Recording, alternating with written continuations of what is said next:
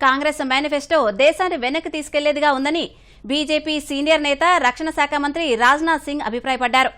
NDA ప్రభుత్వం 2047 నాటికి భారత్ను అభివృద్ధి చెందిన దేశంగా తీర్చిదిద్దాలనే దార్శనికతో ముందుకు సాగుతోందని, కాంగ్రెస్ మాత్రం ప్రజలను మభ్యపెట్టే పనిలో నిమగ్నమైందని పేర్కొన్నారు. గత 10 ఏళ్లలో దేశం రక్షణ రంగంలో బలపడిందని, ఎన్డీఏ ప్రభుత్వంపై ఎలాంటి అవినీతి ఆరోపణలు లేవని అన్నారు. గతంలో కాంగ్రెస్ అధికారంలో ఉన్నప్పుడు రక్షణ రంగంలో అనేక అవినీతి ఆరోపణలు వచ్చాయని గుర్తు చేశారు.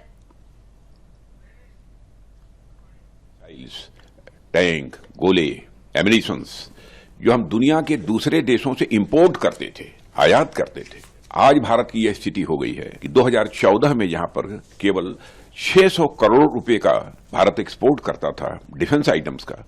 आज वही भारत डिफेंस आइटम्स का 21,000 करोड़ रुपए से अधिक का एक्सपोर्ट कर रहा है। और मैं देशवासियों को यह भी बतलाना चाहता हूं, कुछ ही महीनों में और अधिक जानकारी लोगों को प्राप्त होगी कि हम कितना और एक्सपोर्ट आगे करने वाले हैं। देखिए, 5 वर्षों में एक भी करप्शन के आरोप जो है हमारी गवर्नमेंट के ऊपर नहीं लगे, जबकि रक्षा से संबंधित जो सौदे होते थे पहले, उसमें आपने देखा होगा कि कांग्रेस की गवर्नमेंट पर करप्शन के भी आरोप लगे हैं। सारी दुनिया ये देख रही है कि भारत सचमुच आर्थिक दृष्टि से भी एक विश्व की ताकत लगातार बनता जा रहा है। आतंकवाद के प्रश्न पर यदि हम देखें तो कांग्रेस की जब सरकार थी तो आतंकवाद के सवाल पर मुझे लगता है पता नहीं क्यों बचते थे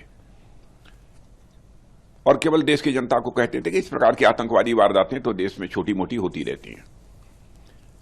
लेकिन आपने देखा कि मोदी जी के नेतृत्व की यह सरकार आने के बाद कितनी मजबूती के साथ, कितनी गंभीरता के साथ इस आतंकवाद के संकट को लगभग समाप्त कर देने में कामयाबी हासिल की है।